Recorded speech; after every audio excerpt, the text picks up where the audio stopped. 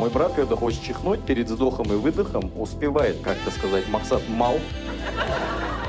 Чихает, потом говорит «правду сказала», раз и только.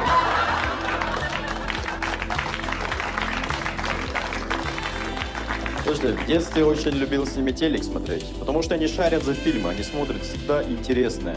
Но если бы по телеку показали какое-то ужасно омерзительное существо или обезьяну, то это по-любому я для них.